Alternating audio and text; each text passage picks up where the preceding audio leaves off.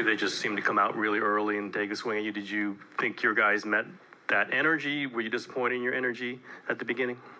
I just think they physically took it to us tonight. You know, the offensive rebounds early in the game set a tone. You know, they got into us and didn't let us get into our offense. You know, we hung in there. We had a good second quarter to keep the game close, and we liked, you know, the start of the third. You know, getting Steph some space, and we just couldn't stay with them. They dominated us physically. I think they had about 18 more field goal attempts than us between the turnovers and the offensive board. So it was total domination. They deserved it. They had a great game tonight.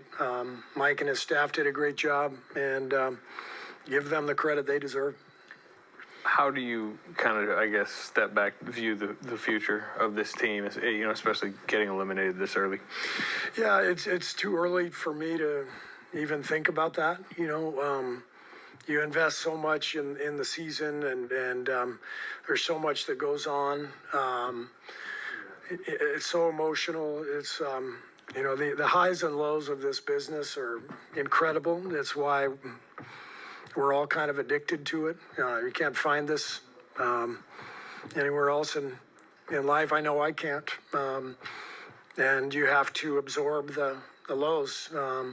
We've been really blessed here with amazing players and, you know, multiple championships and finals appearances and the highest of highs. And this is the flip side. This is life. This is how it works. You don't get to stay on top forever. So what happens this summer and going into next year, we'll worry about that later. Right now, I'm just thinking about our guys and how committed they were this year, the connection they had, the effort they put in to put us in a position to at least have a chance. And we clearly weren't good enough, but not for a lack of effort or commitment from our guys. They were great all year. It's incredible when I think about, you know, you think about how difficult and physical this game was. And these guys have had, you know, our core group, 6 finals runs where, you know, you have 24 of these games, you know, in one playoff run. And that's what I was thinking about down the stretch of that game as it was clear we were losing, that, you know, Sacramento dominated, but our guys have been fighting for so long. They're incredible competitors and warriors, and I couldn't be prouder of them. But, you know, we've got an off season where we've got a lot to think about for sure. Steve, two questions for you. One, what do you think kind of kept Klay from really being able to get anything going on offense for him? Yeah, I thought they were really physical early in the game. So his first few shots weren't great looks. And so I think he fell out of rhythm. It can happen, you know, as a shooter, you miss your first few and the game isn't coming as easily. And I give them credit for their defense. They were really physical all night and made it tough on us. And then, I guess, following up with the physicality of Sacramento, a lot of the turnovers, you know, just their ball pressure on you guys. We talked a lot about needing to not turn the ball over heading into this. What, I guess, kind of caused you guys to cough up the ball so much, and how did that change the momentum of this game? Yeah, the first half, I think we had 10 turnovers, if I'm not mistaken, and did a better job in the second half. But, you know, some of it was just, you know, some careless decisions. Some of it was there. I mean, De'Aaron Fox had a couple steals on the ball.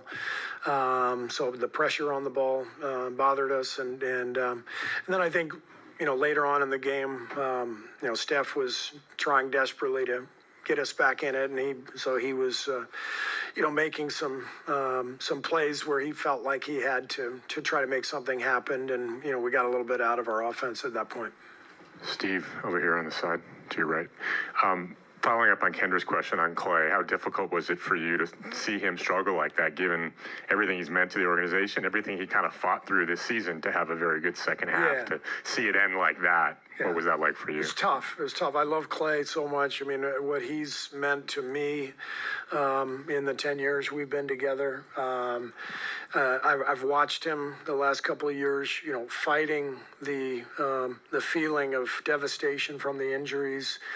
And I've watched him this year really flip his season around with his approach. And I saw him enjoy the second half of the season and play with a little more freedom, a little more joy. And so tonight was tough to see him struggle.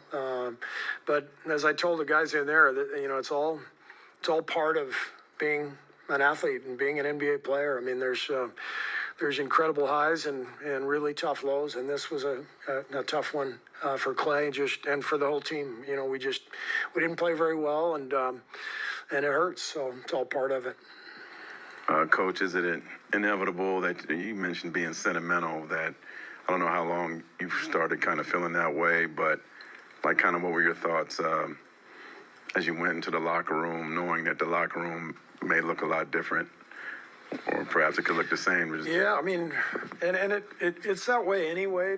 Even if you're winning, every year you lose guys and bring new guys in, and the relationships that you build in this job are really special because you go through so many emotional highs and lows together, and you form these powerful bonds that last a lifetime. It's what I love about team sports. I mean,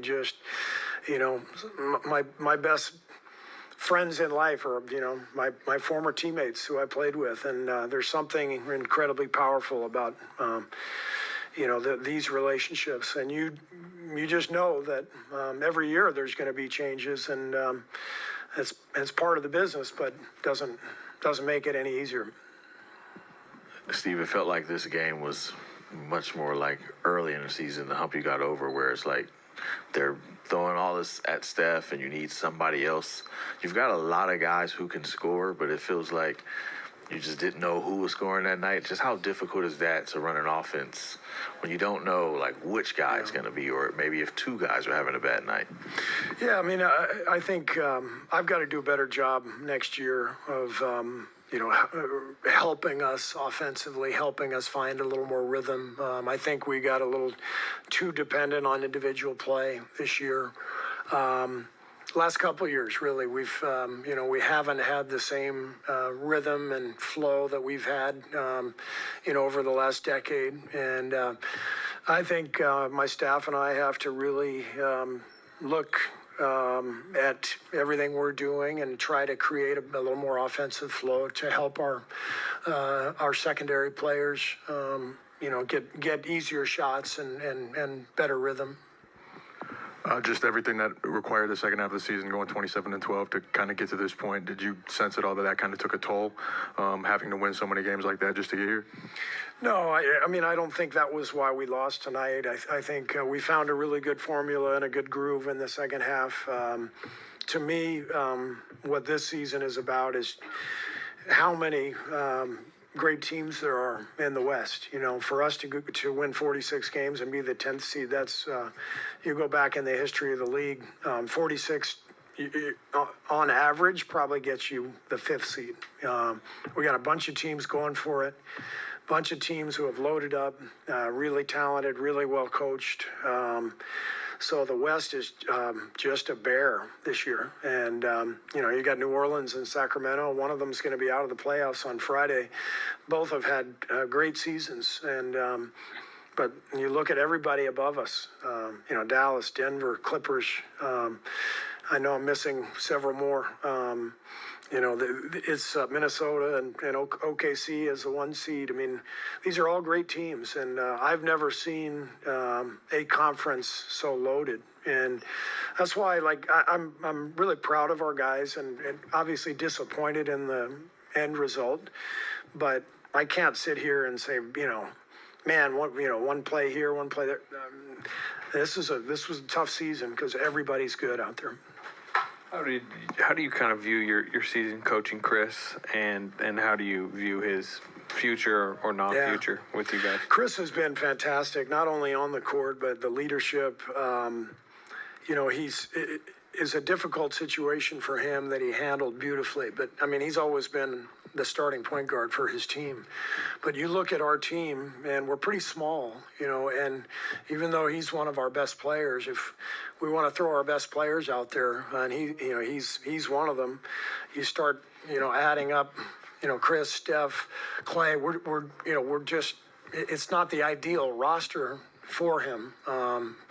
But he was fantastic for us because he became our backup point guard. As I've said many times, our non-Steph minutes were the best they've ever been because of Chris's leadership. When anybody was injured and he played with Steph, it's fantastic.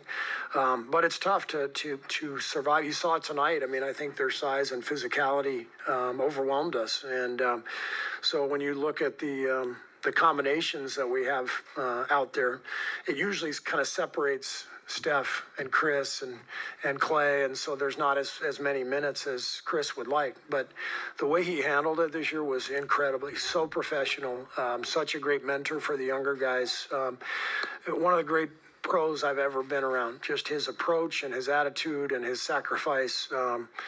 I love coaching Chris, and I really hope we bring him back next year. And you know, like I said, there's a long off season. We got to see how it all plays out.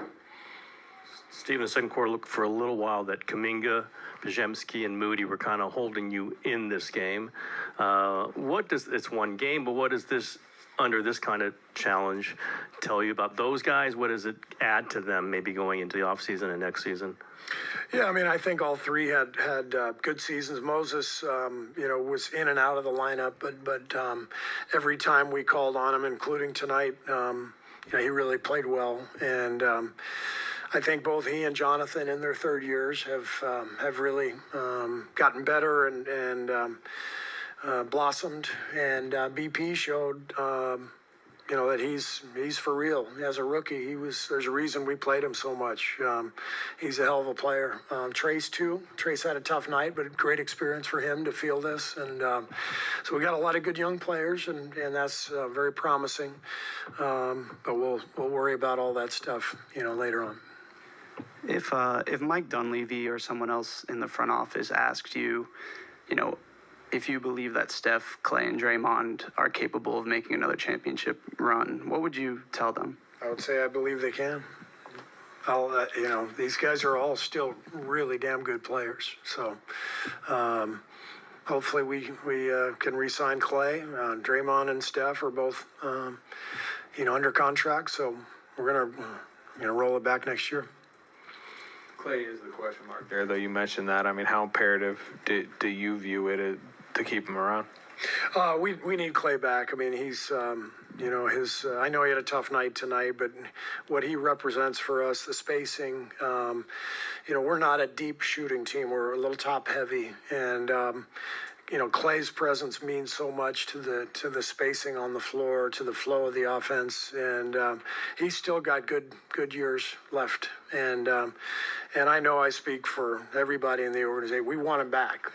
Obviously, there's business at hand, and that has to be addressed with Klay's representatives and, you know, Mike and Joe. But what Klay has meant to this franchise, as good as he still is, we desperately want him back. All right, that's it for Thank you. Raymond on his way in.